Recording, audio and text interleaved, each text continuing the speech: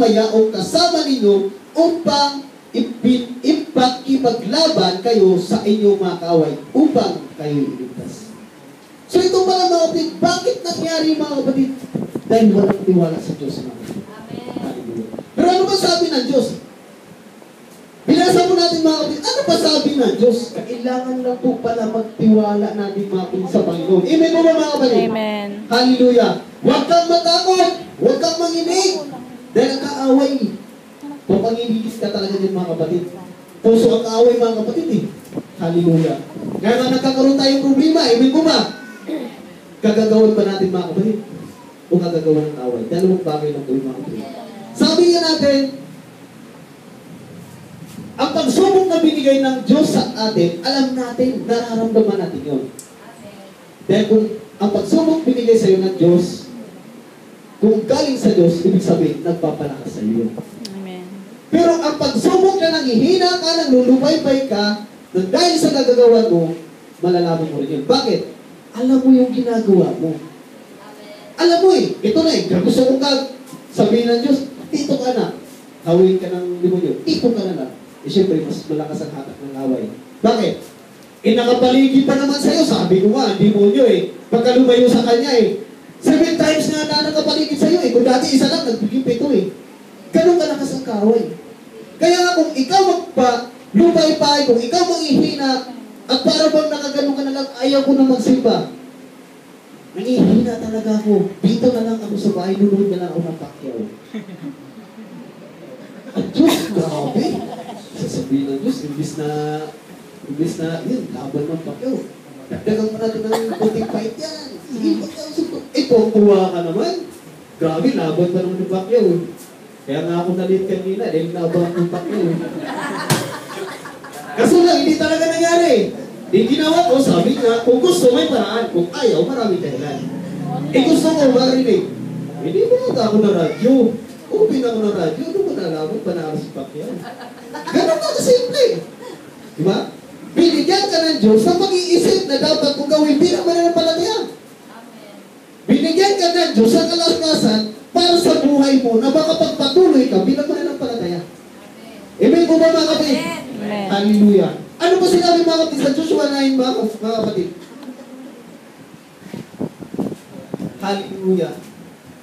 Ang sabi mo dito mga kapatid, hindi ba kita inutusan? Ikaw ay magpakalakas at magpakatabang na mabuti. Huwag kang matakot. Inulit mga kapatid. Magpakalakas ka, huwag kang matakot. Hallelujah. Utang lang yan.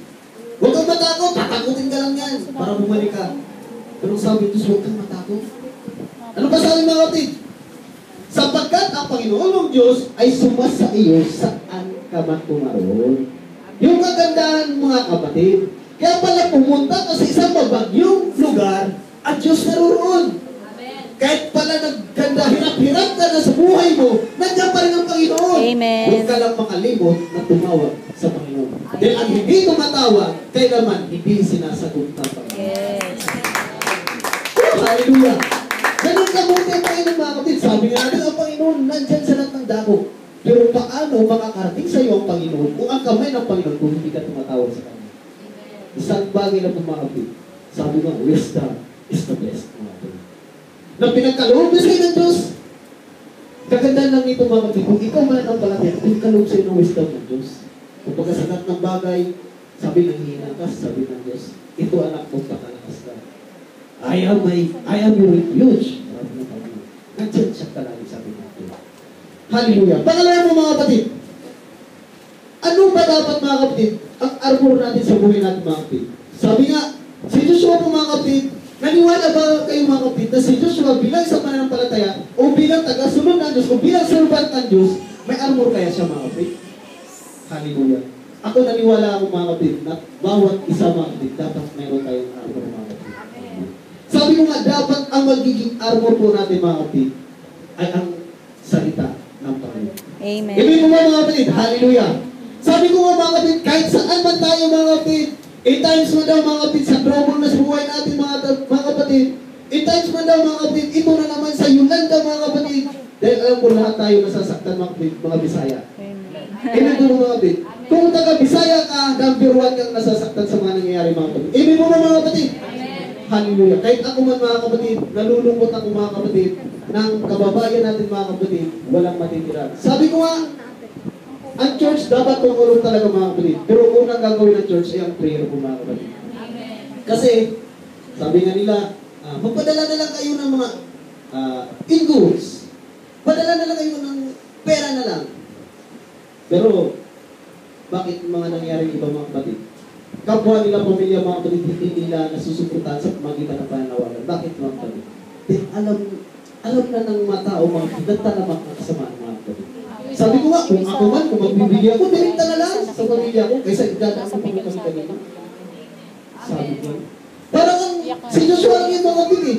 Inuutusan ng Diyos ito, pinagkaloob na sa kanya ng Diyos. Ngayon, kung dadaan pa siya ng kung kani-kanino, hindi, lalo siya mapapahamak.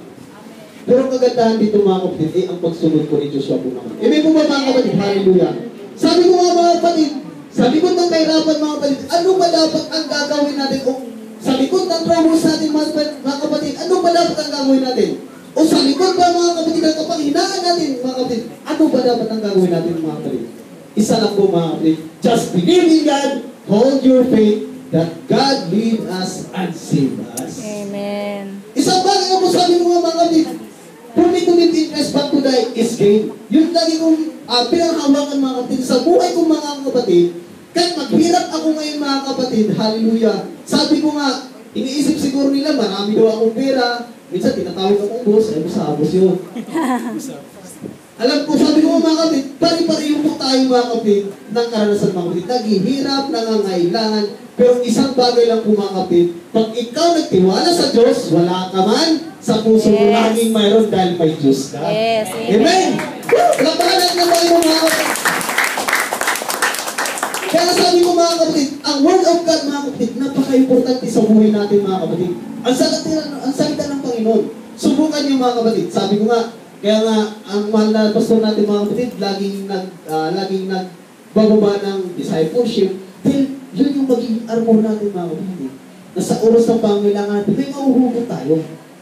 Kaya nga sabi ko sa inyo mga kapatid, dapat mayroon kayong mga verse na dapat sinasaulo na sa tuwing tayo nangihina, may ibabato natin. May ibabato tayo sa kaaway. Yes. Hindi yung lagi na lang tayo binabato ng kaaway. Yes. Dito na naman tayo. Kaupo na naman. Sabi ko, kaaway, santi ngayon. Sabi ng kaaway, pagbabalaan kita. Tiyuk! Ikaw naman, dandahan na. Batoy ka rin. Tiyuk! Dandahan. Hanggang sa, antukin ka, hanggang sa sabihin sa'yo ng, sabihin natin na lang natin, anak ng Diyos o isang anghel na lumapit sa'yo. Anak, simba na tayo. Anghel ang tingin doon sa Diyos, sa kanya natin. Bakit? Ikaw ba naman mga kapatid, kung di ka tatawagan ang anghel ng Diyos, kung nagyaya ka magsimba tayo? Diba? Ibig mo ba mga kapatid? Kaya ang kaaway ng pagkatuso sa anumang paraan daw, ang kaaway lilitoy ka. Sa anumang paraan man daw, ang kaaway papanghinain ka. Pero sa anumang paraan, kung ikaw nagtiwala sa Diyos, yes, lalakas at lalakas. Amen, ka. amen. Amen, kumawag. Hallelujah! Palakpakan natin ang Panginoon mga kapatid. Hallelujah! Dito nga po mga kapatid, basahin po natin mga kapatid sa Psalms 32, 8 po mga kapatid. Hallelujah! 32 Anong sabi dito mga kapatid? Ni Haring David po mga kapatid. Mabalag ang tao na hindi paratangan ng kasamaan ng Panginoon at walang pagdaraya ang diwa niya. Tama ba? Ibig po ba mga kapatid? At sa Proverbs po mga kapatid, 5 hanggang 6 mga kapatid. Ito ang sabi ng mga kapatid.